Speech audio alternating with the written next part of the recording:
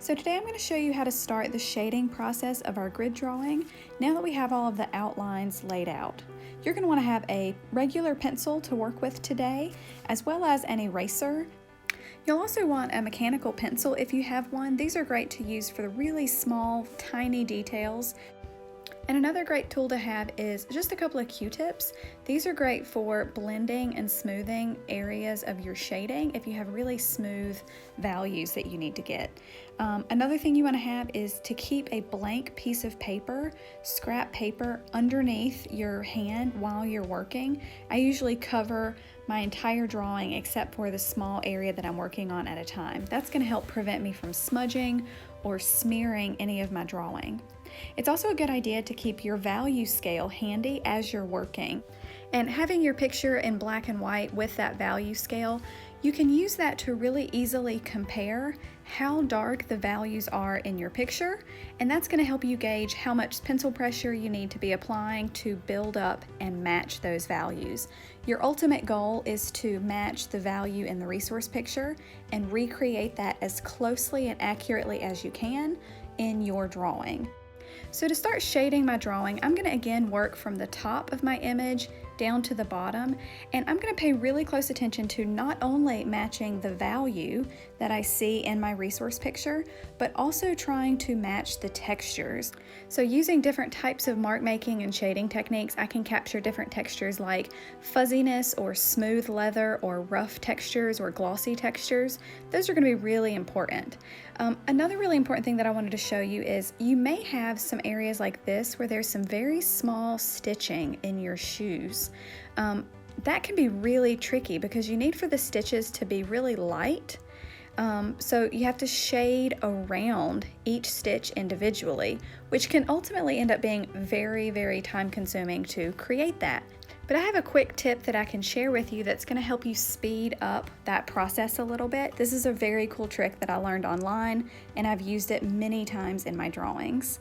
So if you take a mechanical pencil and push the lead all the way in to where it's not going to write or make any marks, you can use that end of the pencil to basically press the little marks of those stitches into your paper, and it's going to push a little tiny crevice where it's a little bit indented in your paper. Now I do recommend that you practice this first on maybe the outside border of your paper just to get a feel for it to see if it works for you. But if you take a regular pencil and then lay it down on the side and use the flat edge of your lead, you can sort of wear down a nice flat edge on your pencil too to help make sure it's going to shade smoothly for you. But then you can take that flattened edge and shade over top of those indentations that you've made, and the pencil lead will sort of skip over those little indentations, leaving them lighter than the rest of your paper. Then it's a really easy process to go back through and just push those values darker to create the little shadows and details of each stitch around it. So here you can see I'm going to sort of begin that now on my actual picture now that I've tested it out to make sure I was happy with the results, and continue on filling that in on this area of my shoe. Now I'm working really hard to make sure that the leather is looking really smooth, matching the values and the texture. I can take one of those Q-tips that I have and use that to help me soften and smooth out my shading. So I use this Q-tip using little small circles to help me blend and sort of soften all of the pencil marks on this area, but I try to be really careful that I don't overdo the blending, and I just work right in that very small, precise area that I need for that to happen. If you overdo the blending and you start smearing and blending everything, your picture can end up losing all of the nice clarity and details that you need in it. And it can really end up losing all of the contrast and sharpness that you might have had in it originally. So be very careful that you don't overdo the blending. It can end up sort of looking muddled or like it's in a fog if you do too much. So keep that as a tool and a trick that you can use, but don't overdo it. Another good trick that you can use is if you need to lighten an area, you can lightly tap with your eraser, and that will very, very gently lift up a small light layer of your graphite, and then you can go back in with your pencil and sort of continue adding and making adjustments. One of the really important things to sort of know about this shading process is you're not going to have it shaded with just one layer of graphite and then you can be finished. A lot of times it's sort of working back and forth with your pencil and your eraser and lifting some shading and then going back and adjusting some more. It's very much a process of a push and pull to really match the textures and replicate the values that you're seeing. I always try to pay very close attention to making value comparisons while I'm working. So here you can see I'm working in a much lighter value area, and I'm always comparing that value to something else next to it. Essentially, while I'm working, I'm pretty much always asking myself, what is this value compared to that value? And what is that value compared to this other value? And by constantly looking at those comparisons, I can really begin to pinpoint and get really accurate references between dark values, mid-tone values, and then the really light highlight values.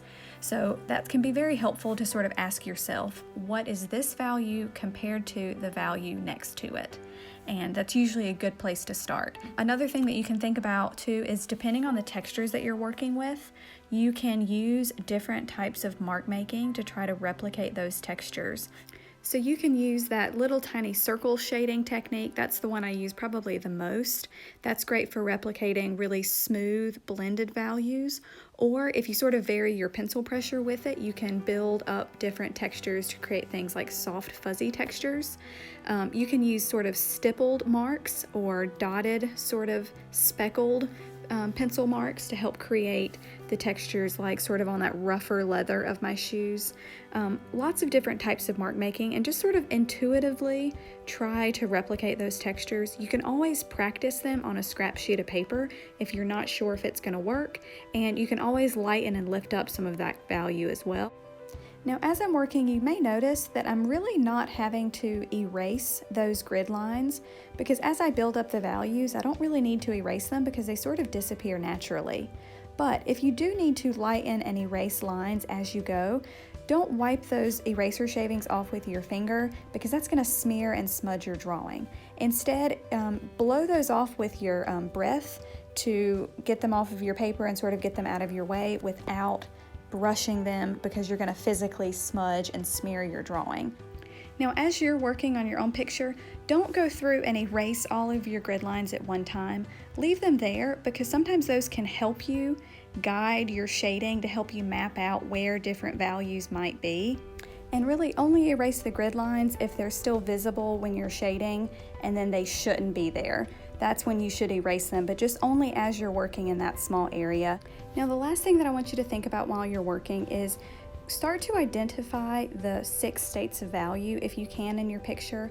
Where's the light source coming from? Where do you see highlights and shadows and core of shadows? Is there any reflected light visible in your resource picture?